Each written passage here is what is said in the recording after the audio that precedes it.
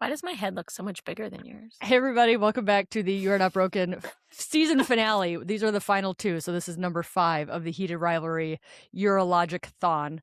Again, not joined by Dr. Josh Gonzalez, but we have Dr. Ashley Wincher and Dr. Rachel Rubin. Episode 5! We're here, we made it. Is it everybody's favorite? We made it. I know it's Josh's favorite. And he's not here. He's taking care of his kid. I don't know if it's my favorite. I don't know. It's either 5 or 4 is my favorite. There's a lot that happens in 5. 5's busy. There's It's very busy, but surprisingly at little talking in 5. Like there's a lot of there's actually almost no talking because I know that as I was watching it in the background, trying to do other things because it's like the 10th time I'm watching it, and I realized how little I remember of episode 5 because they don't freaking say anything in English. It's all in Russian. There's a lot of Or text Russian. message. It's Russian and text messages the whole damn episode. That's true. You could watch it with the sound off. It's interesting how much happens, but also in terms of time lapse, it actually like slows down intensely, right? Like in all the prior episodes, we're going over the course of years and years and years, and this is now we're suddenly like in the present, in my opinion. Like we're like catching up to the present. It's not the present, it's like 2017, but it's like what it's meant to be that now is 2017, kind of. Does that make sense? Totally. So episode 5 is called I'll Believe in Anything. It's a big episode. Lots of personal growth for both the boys. Yeah. Yeah. So we start off with a scene where Shane is with Rose at dinner. Or that's not the first scene is where they're like done with their night together, and it was clearly suboptimal. And he didn't. And she was perform. wearing And a then- Montreal Bagels t-shirt that I really liked. Oh, I did not even notice that. you got to get one of those. Oh man. Every time so you watch cute. it, like the 10th time through, you're like, ooh, bagel shirt. Like your brain's like, I where's never the noticed new? that. Mostly, I never noticed mostly that. I'm just like annoyed that like she looks so cute in jeans and a t-shirt, and I was like, I don't look that cute in She's jeans and a gorgeous. I t-shirt. love her lips. Okay, She's so so she's cute. wearing but they Yeah. have that awkward conversation. He's like, sorry, didn't go. I think I'm just stressed. Well, she starts it with Astrologist. talking about Miles. Like she's got an agenda. She's No. Wait, aren't we talking about like it's starting when they just like they had after the club scene? Yes. Mhm, You're too yes. far And ahead. he's Okay. basically when they're He's when like, sorry, I couldn't do it. My guess is he couldn't finish. he couldn't come. And again, I think we put too much pressure on men that orgasm like must happen at every single encounter. We don't do that for women. Let's talk we don't about care that. if women orgasm ever, let alone every encounter. yeah. yeah. So does that And automatically also- make him gay? I mean, in this case, yes, it does. But in every other case, Yeah. What is this teaching people? Well, no, like a few factors, right? So completely agree with you that just because you did orgasm doesn't mean you're gay. Also, they were at a nightclub. If you had alcohol, obviously that can make you not perform, even if you're profoundly sexually attracted to your partner. What if you're super dehydrated? What whiskey dick can be Because he dehydrated played make you hockey have- first, then went to the Oh. club. Like this guy's exhausted. Yeah. he is not a robot. He acts like one sometimes, but like we should remember that men Yeah. are not robots. I think a lot of women, And, we need to keep talking about this. A lot of women internalize what the soft dick means. And they're like, he's clearly having an affair and he doesn't love me and I'm unattractive and I need to lose 10 pounds. That's what this soft dick means. So this plays into that sort of stereotype, right? Like even Rose Landry can't, get him to keep an erection. But there are 3 things, as we as urologists know, there are 3 things that make an erection work: good muscles, good arteries, and good nerves. And we do a lot to mess up with those things. And none of those things are how attractive you are and how good you are at sex. And how much you love somebody. It's biology.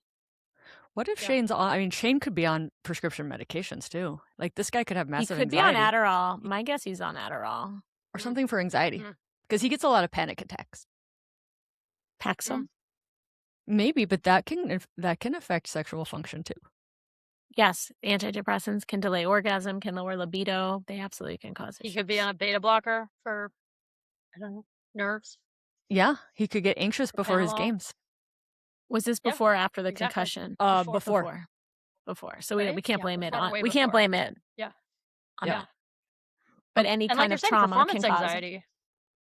Like, Well, So yeah. how Just so here's how I explain performance anxiety to my patients. I literally did this today for a few men. I was like, listen, you are running from a tiger. do you want to get an Yes. erection, right? Like you don't. Like adrenaline is a biological chemical that goes through your veins and it tightens your penis muscles to make them not hard anymore. It squeezes all the blood out of your penis. So adrenaline, so if you're running from a tiger, if the fire alarm goes off, if you're with a partner that you're uncertain if you're going to keep an erection, or you're with Rose Landry, who's really, really like attractive and a movie star, Famous. Yeah. are you going to be so nervous that you're going to have so much adrenaline in your body that you are going to squeeze all the blood out of your penis? And that's biological erectile dysfunction.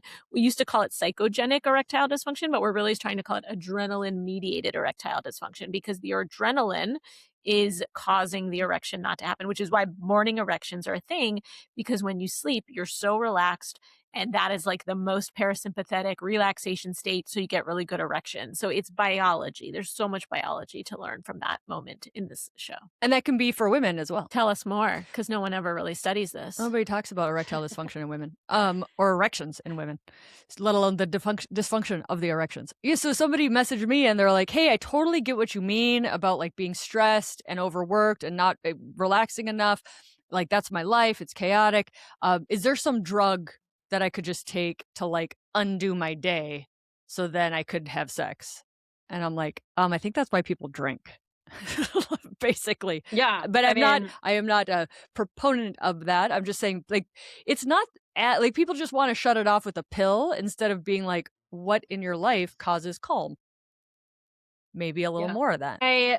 Just a comment on the female side, right? I mean, this is female sexual arousal disorder, the medical term, right, is what we're talking about. So like female erectile dysfunction is female sexual arousal disorder. And so that could be the clitoris not engorging. It could also be you not becoming lubricated in response to the cues that normally would make you lubricated, right? Because we know obviously the hormones need to be there to become lubricated, but also you have to have the relaxation, you have the pro-sex signals, and you have to have the blood flow go there and engorge and lubricate. And again, right, if the predator is chasing you, you want all the blood flow going to your legs, not your vagina, and because that's not going to save you. So, and I mean, I think at times in my life, I have had a partner who I was super interested in and sexually attracted to, but maybe I was very intimidated by them, or it was a new situation, or, you know, for some reason it didn't feel the most safe. And I had issues with that.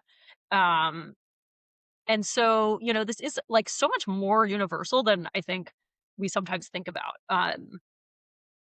It doesn't mean you're gay. So it doesn't mean you're gay. I did an Instagram reel 3 hours ago, and I want to talk about it because it's perfect for you. And this is what somebody messaged me. I had a doctor tell my friend that vaginal estradiol would cause her husband's penis to shrink. I about died when my friend told me this. it won't make your penis shrink. Estrogen cream will not make a penis shrink. All right, let's talk about numbers and biology, people. No one actually cares about biology. They just care about thoughts and feelings.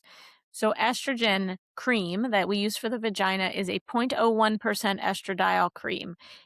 When you give it to someone at correct doses, it does not significantly increase their blood levels of estrogen past 20 picograms per milliliter. Picograms per milliliter. Okay. So if we do a blood test, your estrogen level is not going to go above 20. If we measure every man's estrogen levels that you are around, their estrogen is higher than 20. It's usually around 25, and it can be even higher than that. And so you having a little estrogen cream on the penis could potentially help with wrinkles on the penis, but it will not make the penis shrink. It will not make your penis shrink. Like Fake it's like news. the jokes write themselves of like, I can't make this content up. It just comes in my door every day. Yeah. And the things we had, you know, the comments are so good, right? Because people are like, do we not care about her pleasure or her GSM or her like it's all about the penis? Yes, my friends. It is for many people all about the penis. Yeah, I just got back. I'm feeling like angry mostly every day. I just got back from a big urology meeting, right? 13,000 urologists descended on Washington, D.C. And there is nothing about there was, one lecture on female sexual health that the room was empty. There was one course on GSM where the room was full. That was good. And it's just incredibly frustrating, right? I gave a plenary to a room of 2,000 chairs because there are about 5 people in the chairs. So about 2,000 empty chairs. Rubin. there were 2,000 empty chairs, and there were about 25 people in the room. And me talking about the FDA box label removal of estrogen products. But the frustrating thing is when you're in the sexual medicine rooms, they are arguing and talking about the minutia of size, girth, shape of penile implant surgery. And that's really, and when you ask men if they care about their penile implant surgery, they basically say, they're mostly happy, but most people are unhappy with how it looks and the size and the girth. And as we all know, if we've all placed penile implants, the patient, Ashley probably has placed the most of all of us, that the people who complain, they literally will say, well, I need it bigger and harder and better for her pleasure. That's what they always say. I need it for my partner's pleasure. And that is where we have to stop fooling ourselves.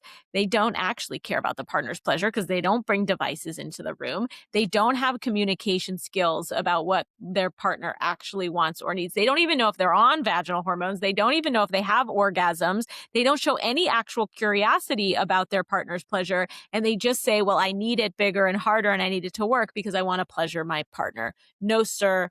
No, you do not. Thank you for that. It's so interesting. So we were talking about this a little bit before we started recording, and I had this wonderful opportunity to basically do a consult with a younger individual who was about to kind of go off to college and basically for the record, so Ashley and I work in the same practice and we do this a lot. We take care of moms and then grandmas, and then they bring in the daughters for us to talk about sexual health issues. We've done this a lot over the years, and it is so much fun to do. It's amazing. It is the best. But the thrilling opportunity I had was to say, hey, a really important thing for you is to figure out how you derive pleasure. And then when you have partners throughout your life, when you have sexual partners, to communicate that to them. Because I mean, Kelly loves saying this, nobody's coming to save you. Like, you cannot, even if somebody loves you and decides they want to get married to you, we see it all day, every day. That does not mean that they know how to pleasure you.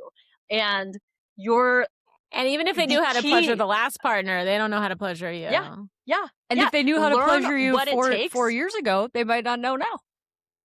Yeah. Learn what it takes and communicate it. Because like Rachel said, that they're thinking about how hard and long and big and girthy they are. And you will take ownership, take ownership. And that is like the one of the keys to like having pleasure throughout your life.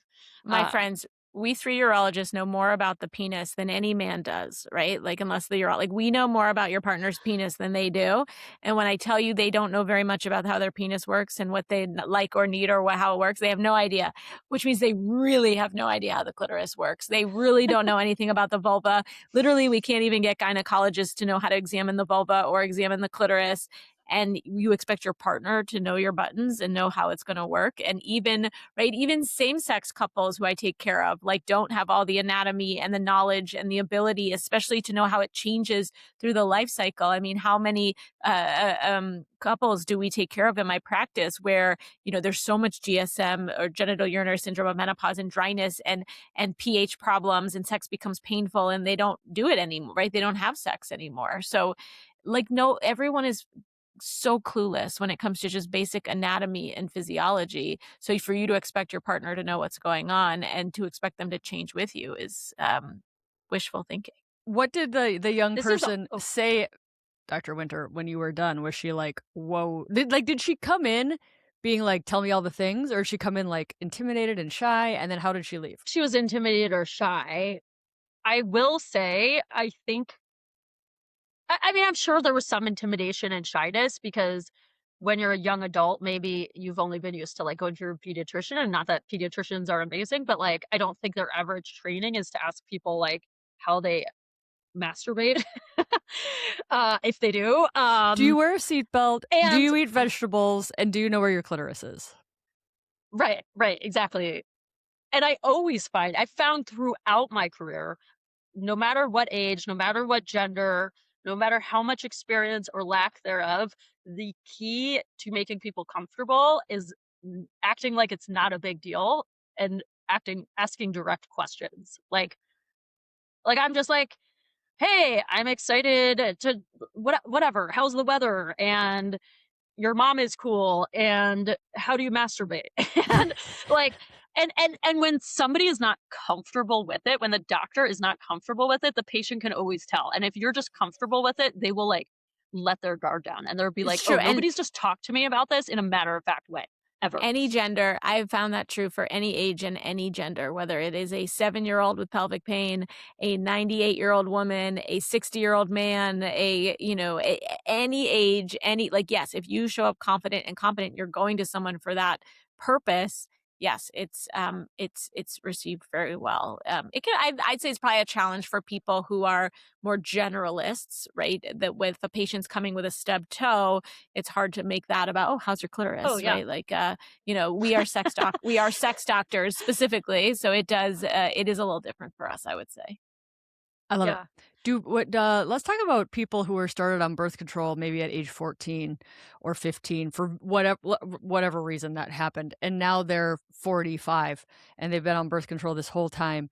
I think a lot of people don't understand that there can be a lack of development of the external genitalia or not a fully formed. I'm going to say it wrong and get murdered, but we have published literature on this, that the way that birth control can block androgen receptors, block estrogen receptors, they might have had pain their whole life, not understood pleasure as much, have more kind of GSM early on.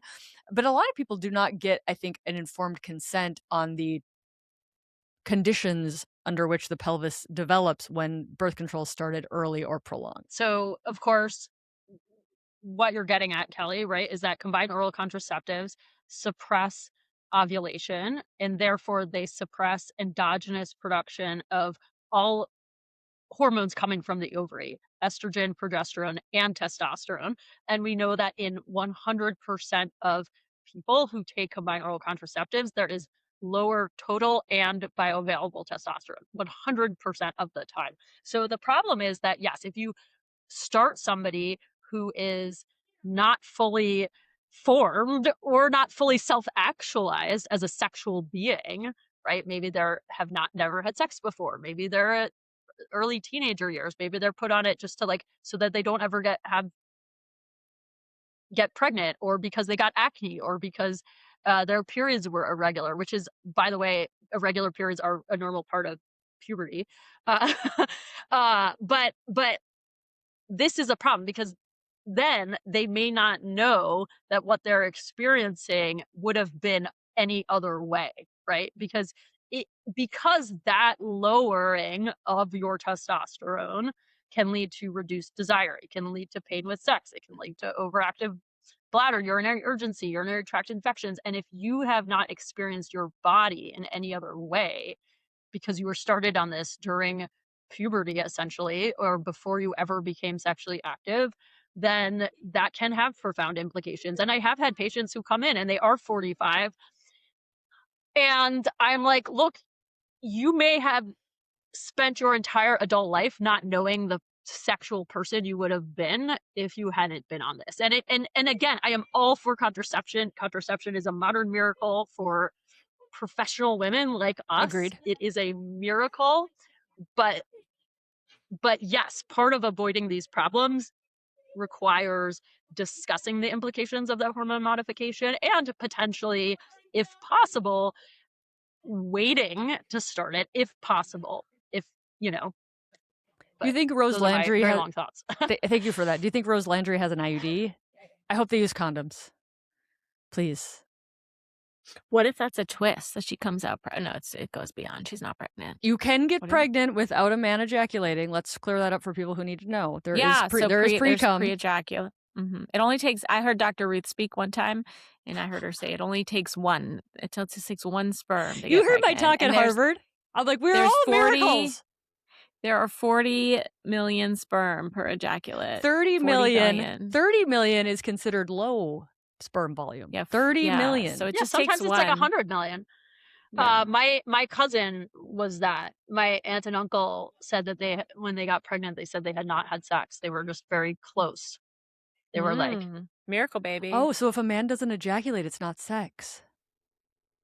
Just the tip. Interesting. Just to see how it feels. Well, Can we I mean, go like, back? yeah. Can we go back to Rose Landry's birth control options? Can we go back? Okay, so we're still in that first scene, and we cannot be here all night. So let's keep going. Okay, I'm voting condom and IUD. Well, we know he has Oh, yeah. condoms because they had condoms and other. Maybe he couldn't keep his erection with the condom on. How do you feel about people who say that? Josh would probably have a lot to say about that, but he's not here. Be a real thing, but I think it's a real thing, but so is safety. Yeah, I mean, yeah. There's female agreed. condoms. There's Yeah. getting tested options, but Yes. drunk All of that. hookups with strangers, I'm sorry.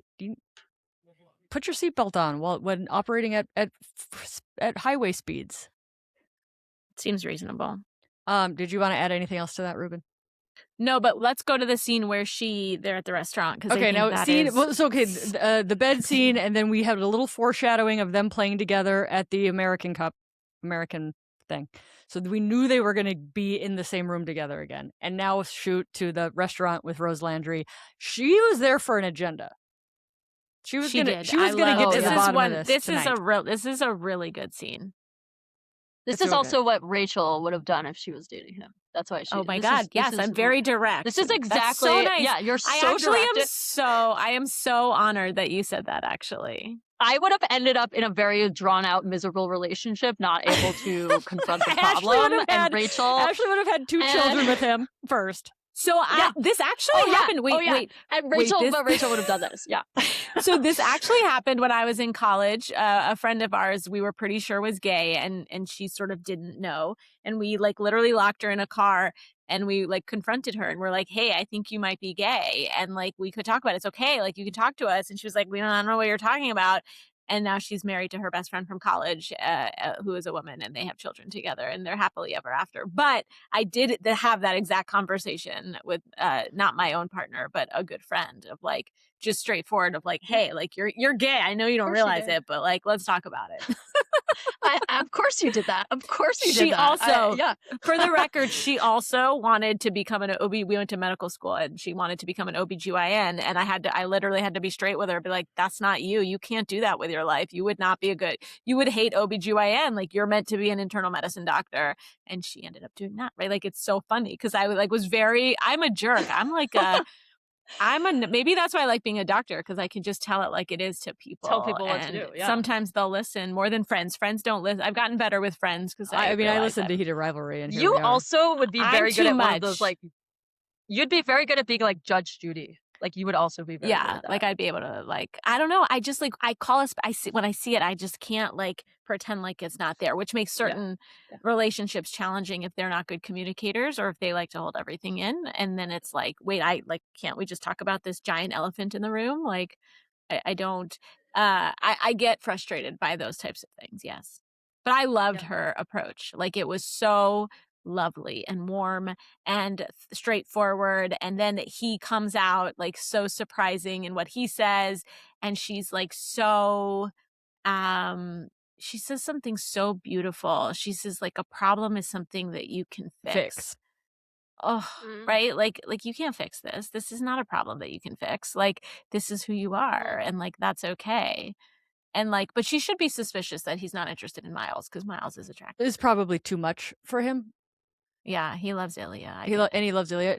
So here's a thought. Do you think Shane didn't know he was gay before? Maybe he knew, but it was too unrealistic for him to be gay. So my question is, do you think Shane didn't know he was gay before the conversation with Rose? Because it did seem kind of the way his eyes got so intense and teary and full of human, what that man can do with his eyeballs and his face is same with Connor's story. Both of them. Both of them. What they can do with their face, the emotions that they can express through no words and just facial expressions, Ashley's guts me to my deepest core. Yeah, it's unreal. Sorry, I was gonna how he nods his head yes and no, and how he's and then it goes No, I think this, you're saying, there's this almost intense waterfall of emotion happening in this restrained way, but and to me, I think that is a relief of this secret being out. And yes, the specific secret of like Ilya is not out, but like that somebody other than Ilya sees him, Yes. and It was a it's profound not seeing. happening. Yes, and it's not happening in this awful way that he envisioned for the whatever period of time. And I think this is a profound relief. Profound relief. It's so beautiful. It's so beautiful. It's And so then when he beautiful. says that he prefers to be the hole and not the peg, Ugh. it's just like incredible. It's so sweet. Diffused. Yeah, it's great. I mean, Right, they- to use humor. And I think a lot of the show, right, when the serious moments, like it's real life, they use, or it tries to be like real life, they use humor to diffuse the situation, they call each other boring, they call each other, names, you're an asshole, like, the playful banter that is in every human interaction, I think is just, again, that beautiful reminder of like, you can be serious, like sex is supposed to be serious and silly and fun and joyful and intimate, and like you have to, like, I find some people are often too serious about their sex lives, and you're like, what about the fun parts? Like, what about the jokes and the laughter and the weirdness? The farts. Well, I think not to skip to 6, but when Ilya gets in the car and he's like, "What is this, a Jeep?" Like, it's like, dude, Ilya knows cars. Like, he knows cars. Svetlana runs a fancy car thing, right? And he just like ribs him a little bit. It's like, it's a Range Rover. You know that, Ilya. Like, you know this is a Range Rover. So circling back to their expressiveness, right? I think like one of the next scenes after that, Rose and Shane in the restaurant scene, right, is then they're at like in Tampa or whatever for the we have Ilya and right? Svetlana in bed watching hockey next. Oh, is that? And you also see that playfulness, and you see Ilya resting his head on her lap, which is a foreshadowing of episode 6 when his head is on. And they're both Shane's having lap. these moments with like that primary girl figure in their life that like loves them unconditionally. So you're like juxtaposing that. Does Svetlana know? Yeah, Svetlana's known the whole time. Yeah, and I think like later in this episode when Svetlana's in Moscow with him, Svetlana knows that there's a man, and she knows that Jane is the man. Because she says, "You'll never love me like you love Jane, and he's a lucky person." Yeah, I love that part. Oh, I like Svetlana a lot. Oh, she's amazing. I mean, it's amazing because, like, I mean, is she kind of putting her life on hold for Ilya? Like, I mean, she knows that he's not in love with her, but she's also like, doesn't. I think seem she to just. need I anyone don't else. think she needs. I don't think she needs. I think she's this fabulous human that doesn't need. Has not. I don't know. Like her She prince probably has- will come, but she's still like adulting and developing, and I think Ilya is like I'd would watch the spinoff. Yeah. The Svetlana series. Oh, Svetlana in the City. I would totally watch that. But I think something she just loves have to say. She loves him like a brother, but like also sexually. So she'd be very happy to be married with him, but also loves him so much it's okay that she's not married to him. Yes, it's like the most selfless thing. Like I can't even. It's so selfless the way she loves him. It's crazy. What did you want to say, Ashley? Oh, I just wanted to say in that scene in Tampa, right, where Shane walks in and he's got his and he admits to having a stylist and Adorbs. They're interacting in this way. Like, I think this almost adorbs, and they're interacting in this way, like it's almost giddiness to like reconnect after this is the first time, right, that they're seeing each other since the nightclub. The nightclub, and then the disaster before that. Shane is right. And just the way that Ilya looks at Shane's mouth while he's talking is like so sexy. I feel it in my body. Like I feel the way he's looking at Shane and his mouth when he's talking, like he wants to kiss him. Dude, Connor's Story's face in that whole bar scene, it just says it all. Again, you can watch this episode with the sound off. Oh, it is just like he's unraveling. He's taking off that nice stylist outfit of Shane's with his eyes. Like he is doing that, and it is so hot. Oh, he likes it. He likes Shane's dressing a lot. Oh He likes nice things. So this is like who he loves, made even more gorgeous with good styling. Yeah. Yeah.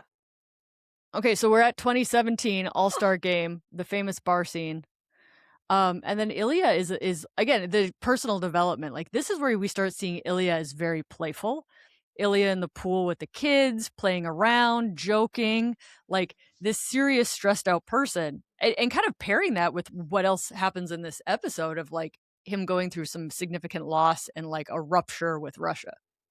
So there's a lot of Ilya development in this episode. I think that him being that playful guy in the pool while Shane sits there is like a glimpse into the life that they would have if they could be openly together, right? Because being in love with somebody is like this sitting there while they're playing with the kids and you're loving them for that too, right? And so you love it's like this window into what would they be if they were like boring married people together for like 20 years. It's always, from now. it's like also a And very public, it's a very public place where they're together in the same place and it's okay. And it's not about hockey. And it's like, it's a really intimate scene that they don't, you know, that they're not, they could just like be themselves for like a minute.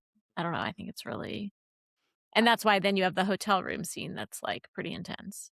I like how they. also, I mean, why is Scott Hunter not in the All-Star game? Why? maybe he is. Why is he not there? They just don't talk about it. Great question. Good question though. Is he injured? I don't know. It really bothers me. Okay, sorry. I think you could make Heated Rivalry with Ilya as a true asshole, and it would be so much less of a story than the way they've made Ilya. Yeah, I mean that's just too like there's too many shows like that. Exactly, it's a trope. That's been done. Right? It's been done. Yeah, it's been done. Yeah. Okay, so like, then they yeah. meet on the beach and they touch hands, and then you think they're going to go immediately into like a hot sex scene, but they go meet back in Ilya's hotel room. Ilya is in a hot black tank top, which is very sexy. We don't see enough of that. And not enough. Not enough of that. It should always be tank tops. Yes. And then Shane confesses his feelings. And it goes very quickly from Ilya kind of being like, what? I thought we were just gonna fuck, and like, why is this serious? And like kind of being playful and not really listening to like Ilya crying. Very quick. Like the energy shifts very quickly. And we see for the first time that like Ilya, him coming out is a big catastrophe. And it's not just that he doesn't like Shane. It's like his loss of his country. Yeah. It's so interesting that No, go ahead. No, just that I don't understand how he hasn't figured this out already. Like but I guess it's not a journey I've been on before. So that Shane hasn't like, figured out he's gay, or that Ilya hasn't figured out he needs to like break from Russia to live his life. Oh, that Shane hasn't realized he's gay. Like, did he think he was like asexual or like? I don't know the answer. I think, you know, I think Rose made him realize like it wasn't just about Ilya, or maybe it is just about Ilya. Like, I don't know that he sees like his identity in this person that he enjoyed having sex with for many years, right? Like, but then like he can't, I don't know, whereas he sees Ilya able to have sex with women easily and be more sexual, like Shane couldn't do that, and maybe that's what made him realize. Yeah, but like sure. you said this, Kelly, over the year, like over our many times watching this, of something about how like Shane had to come to terms with being gay, Ilya had to come to terms with, I don't know, what is it, trauma, like the trauma of his family. I think in him like trusting love, right? Because right, like just being, his mom or even being died when he was 12. His dad's a fucking dick, and to like be vulnerable enough to be seen and loved by somebody after that childhood. So Shane had no problem being vulnerable and loved by Ilya, but it like that's where they both tore apart. Like, was that Shane had trouble admitting he was gay, Ilya had trouble admitting he like was in love with Shane. And I think like especially by episode 5, like Shane is really coming into himself. He's like, I'm gay and I like you, right? Like he's getting a lot more solid on like not just kind of being a recipient of somebody's desire. He's getting more clear in his core. And as that's solidifying, I think Ilya is kind of understanding that a little bit more of like, Shane's not to be fucked with, actually. Like Shane's getting kind of solid and it's serious. And he says his truth, right? He pulls a Rachel Rubin and Rose Landry, where he like just says, like, I can't pretend I don't like you anymore. Like he says what he feels. Yeah. And then when they're at the cottage, he's like, can we just be honest with each other? Can we just not pretend? Oh, it's so sexy.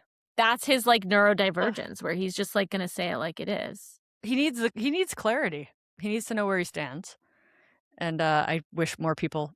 God, where's the paper on that? How many couples aren't being truthful to each other?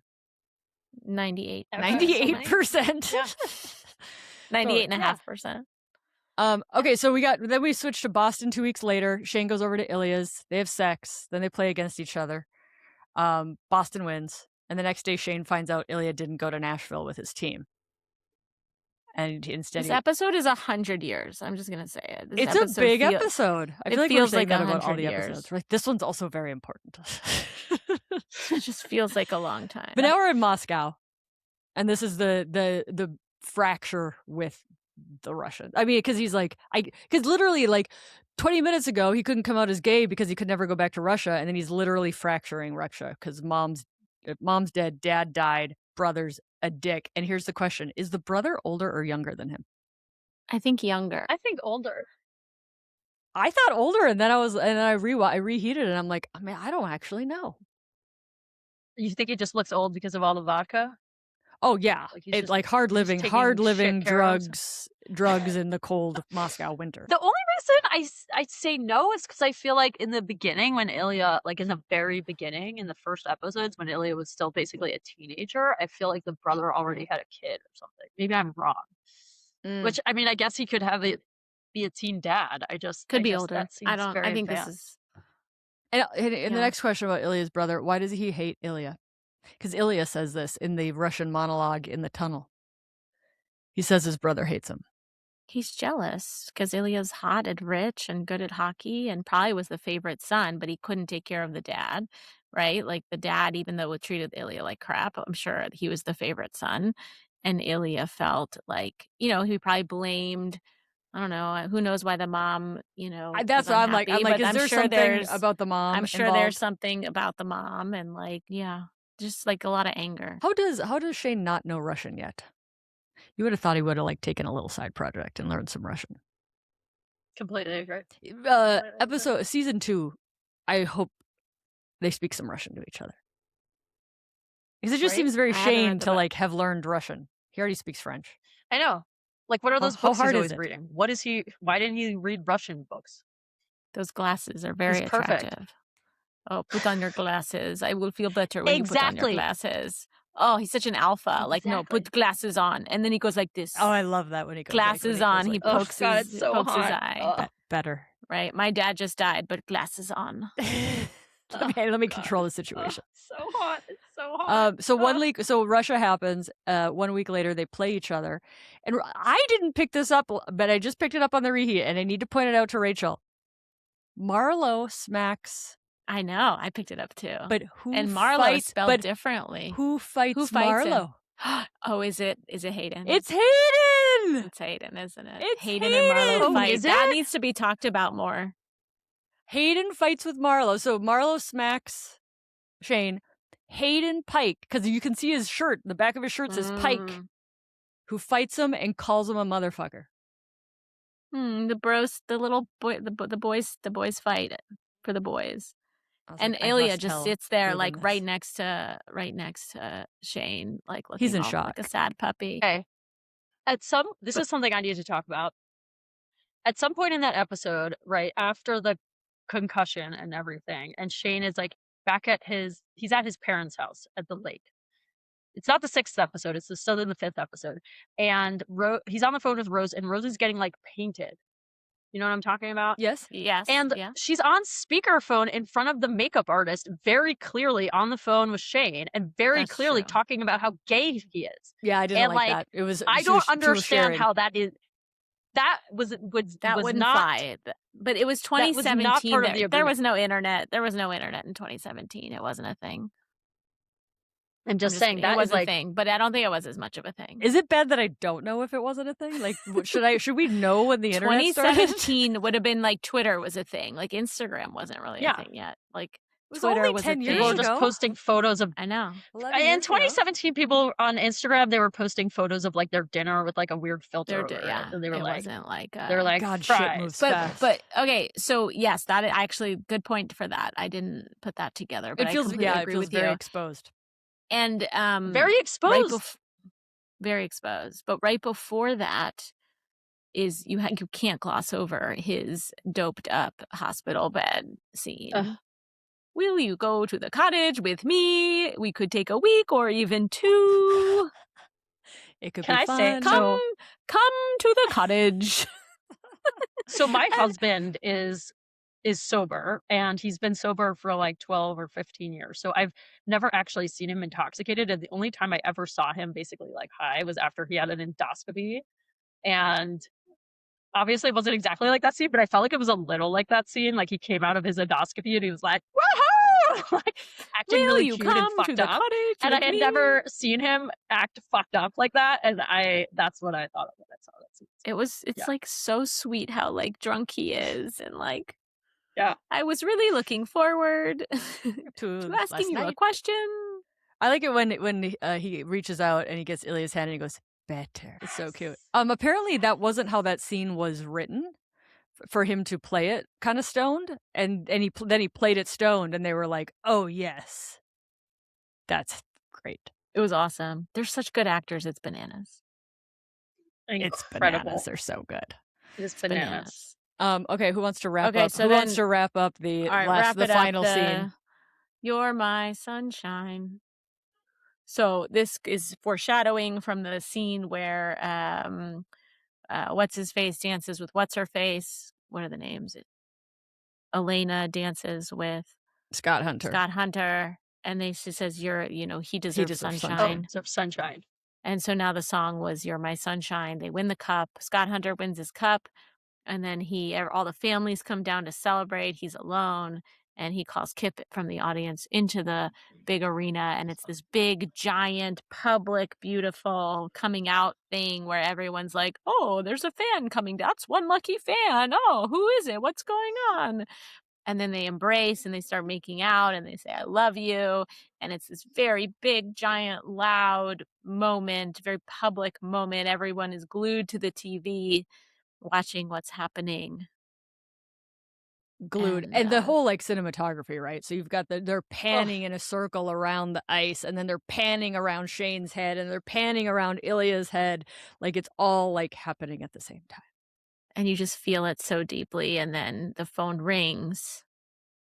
I'm coming to the cottage. It's end scene. And then no, it's not end.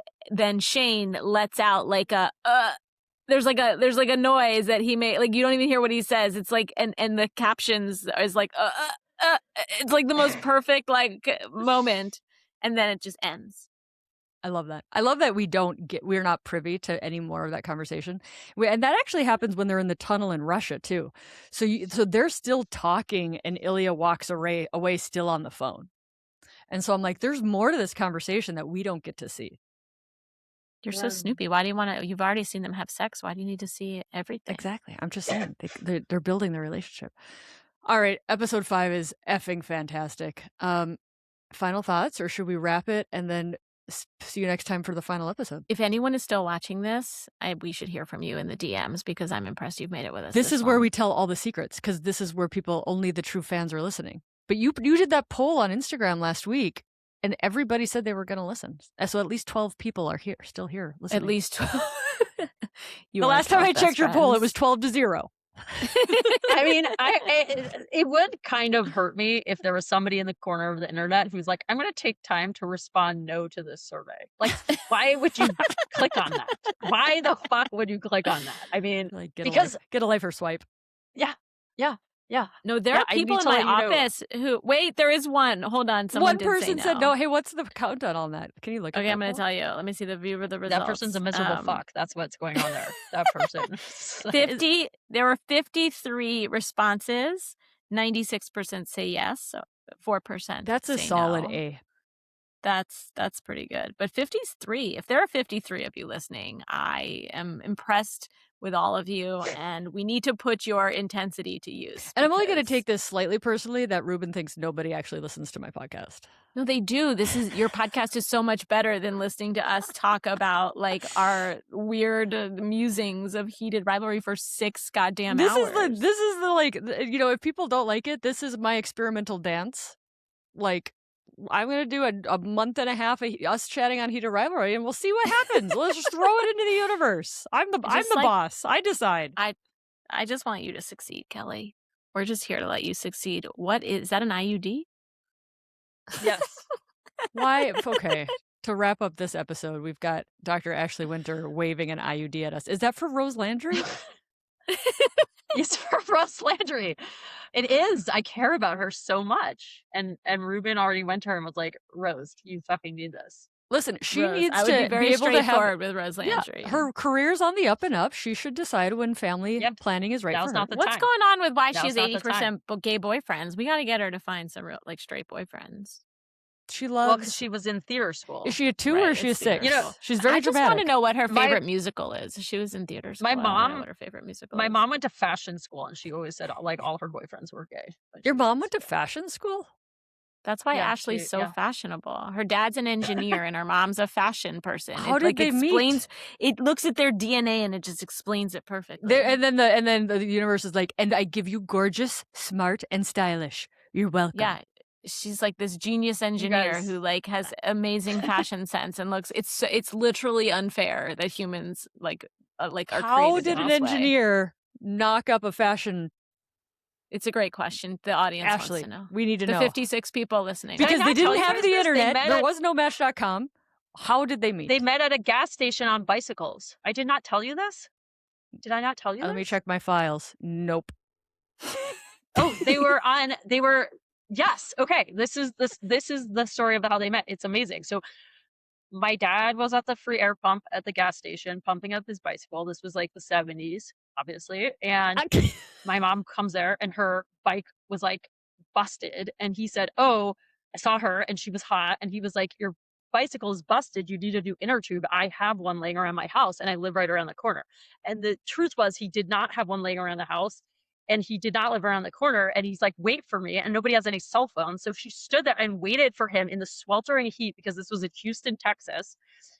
And she stood there in the sweltering heat at the fucking air pump at the gas station for 45 minutes while he rode his bike back to his apartment, disassembled his roommate's bike, who took the inner tube out and brought it back to her. And then he asked her out on a date. That's how they met. Waved the And IUD then at you. sperm met egg and Ashley Winter And was you born. are. This is what everybody needs to realize that they are goddamn miracles. That's Yeah. an Oh, yeah. impossibility. What if it was 4 degrees warmer and your mom got heat stroke? No, Ashley Or Winter. 4 minutes or 4 minutes later. Or right? 4 You minutes wouldn't later, exist. or he didn't have low air in his tire. Like you're an Or he was shy impossibility, and Ashley. didn't. ridiculous. Yeah. It's insane. It's legitimately insane. Ruben, how did your parents meet? But I And know, my and it's parents met- insane, my- and it's my like when parents we're met living because in of a this world where typo. people are straight. Really? Yeah, it was a typo. My parents met because of a typo. My dad was Tell editor in us. chief How does that mean? of the What does that college mean? my dad was editor in chief of the college newspaper, and he was writing a story about campus jobs, and he interviewed my mom, and he misquoted her, and he wrote her roommate's name down as the quote, and my mom went to him and said, "What the fuck? Like, this is my name. You misquoted me." And he said, "Do you want me to print a revision or whatever? Do you want me to print a retraction?" And she said, "No, I want a job, and I can type 1,000,000 words a minute." And he's like, "Great, you're hired." So then she joined the college newspaper as a typist. And then I'm sure they just got together because that's what, people did in the 60s. They were on probably lots of drugs and stuff. But anyway, that's how they met, was a typo. And my dad That's recently found incredible. the article. My dad recently found the article that the typo was to show us. Stop it. Oh my I know, God, it's cute. That's so good. That's so Mhm. good. I don't have a good What about story, you you? guys. I don't have a story. My mom moved to Duluth, Minnesota. My mean? dad was in Duluth, Minnesota, and that's where my story ends. Like Duluth, Minnesota. God, that's Was there's not like a. you I being gotta- from I gotta two people make there? some Like, what does shit that up. mean? Like, what they met No, it's somewhere? very cold. It's very cold. It was just he walked into Duluth and she was just there or whatever, and that was it. This Yeah. is episode 5. Yeah. We got Episode 5. We're dragged. We'll see you next Yeah, week we're done. for episode 6. We're gonna wrap it up.